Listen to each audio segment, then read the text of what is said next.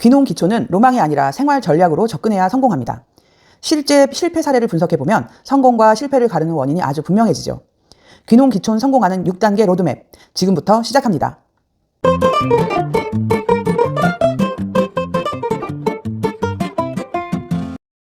안녕하세요. 산촌의 내 집 짓기 김혜정입니다. 오늘은 귀농 기촌 준비하는 예비 이웃들에게 꼭 필요한 성공 가이드를 들고 왔습니다. 누누이 말씀드렸듯 저는 8년간 5도 2촌 하다가 완전히 기촌하게 된 성공 케이스입니다. 그렇다고 제가 한 방식이 모두 옳다는 건 아닙니다. 사람마다 성향도 다르고 성격도 다르고 상황도 다르니까요. 그래서 차곡차곡 천천히 준비해야 합니다. 그 준비를 위해 로드맵이 있다면 더할 나위 없겠죠? 그럼 오늘 이야기 시작합니다. 로드맵 1단계는 왜 내려가는가? 목적이 명확해야 합니다. 1단계인 만큼 가장 중요한 부분이죠. 실패하는 사람들의 공통점은 도시에서의 삶이 막연히 힘들어서, 아니면 그냥 시골이 좋아 보여서, 또는 유튜브 보고 충동적으로 선택해서 떠나왔다는 점입니다.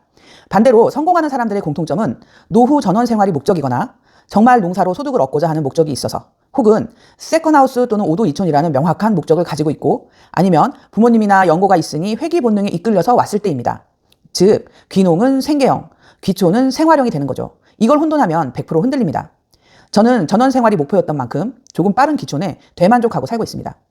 로드맵 2단계, 땅부터 사는 것. 이 또한 아주 위험한 행동입니다.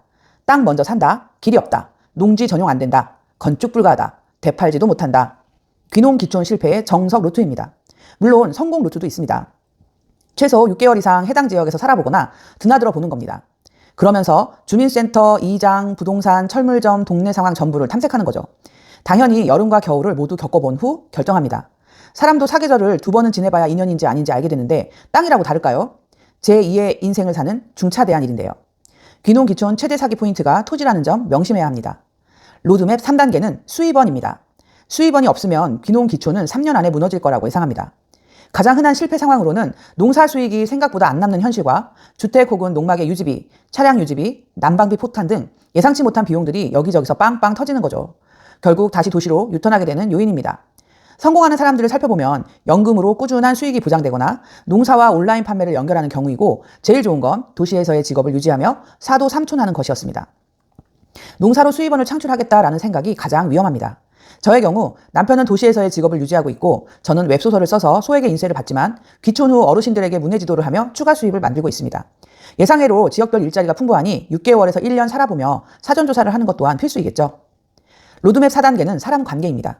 이 또한 수도 없이 많이 얘기한 부분인데요. 기촌 실패 1순위로 꼽힐 만큼 중요합니다. 농로, 배수로, 경계 등으로 인한 분쟁과 마을 사람 등과의 갈등, 텃세, 소문, 오해 등은 빠질 수 없죠. 어디를 가도 생기는 문제입니다. 성공하는 사람들의 특징은 처음 1, 2년은 조용히 지내며 마을 일에 과하게 끼지 않아요. 말은 적게 하고 행동은 깔끔하게 합니다. 부탁보다 도움을 먼저 주며 마을 사람들의 마음을 움직이는 거죠. 시골은 법보다 사람이 먼저 작동하는 사회입니다. 이웃과 담 쌓고 살려면 귀농 기촌은 단념해야 한다고 봅니다. 조용히 살고 싶어 오는 건데 하는 의문이 생기시죠? 말은 적게 하고 행동은 깔끔하게 한다면 장담하건대 원하시는 고즈넉한 삶을 살 수 있습니다. 로드맵 5단계입니다. 시작은 작고 단순하게. 처음부터 4, 50평대의 대형 전원주택을 고급 마감대로 떡칠한다면 관리하다 늙습니다. 심지어 관리를 위한 부대 비용 폭탄을 맞게 되기도 하죠. 정원을 넓게 만들어 보란듯이 꾸며놓았다가 풀과의 전쟁으로 망하고 맙니다. 성공을 위해서는 초기 투자비는 무리하지 않는 선에서 해결해야 하고, 작지만 실속형으로 지어야 합니다. 단순한 평면으로 하자보수와 유지관리에 편리하도록 해야 합니다. 즉, 관리비 적게 드는 집이 최고라는 거죠. 기촌 실패 원인의 절반은 집에서 시작된다는 말 들어보셨죠? 고급지게 지어서 절반도 못 받고 내놓는 매물들이 많이 보셨을 겁니다.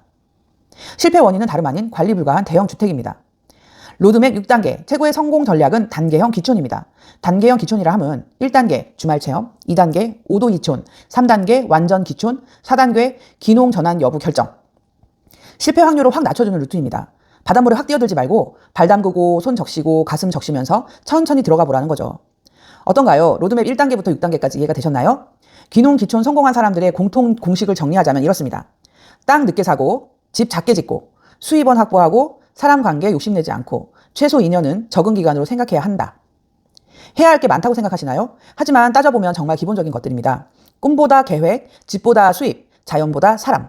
별것 아닌 것 같지만 이 중요한 원칙을 절대 잊지 마세요.